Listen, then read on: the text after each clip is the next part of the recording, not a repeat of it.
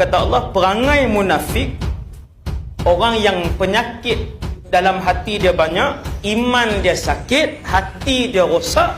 Perangai dia kalau dia dapat berita baik ke, berita tak baik ke, minal amni awil khawfi, Allah sebut berita elok ke, berita tak elok ke, perangai munafik ni dia tak tengok dah. Dapat berita, yang penting mesti kena jadi nombor satu.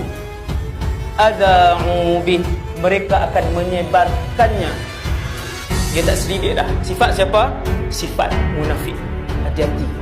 Sehari je murtad, sehari je keluar daripada Islam, sehari je habis pahala dia. Zaman bila? Zaman ni lah, zaman hari ni. Bukan 10 tahun lah. Kita bukan 10 tahun lagi nak masuk zaman fitnah. Kita sedang berada di kemuncak fitnah. Benda fitnah itu dalam WhatsApp sahaja sudah 2,500 dosa besar satu hari kita. Yang ni lah yang Nabi sebut akhir zaman, satu fitnah sehingga menjadikan kehidupan kamu gelap gelita. Ni Nabi kata, ketika kamu lihat suasana itu sedang berlaku di keliling kamu, fantazirud dajjal, Nabi kata, maka nantilah kedatangan dajjal minal yaumi aw ghadin, pada hari itu ataupun esok. Paling lambat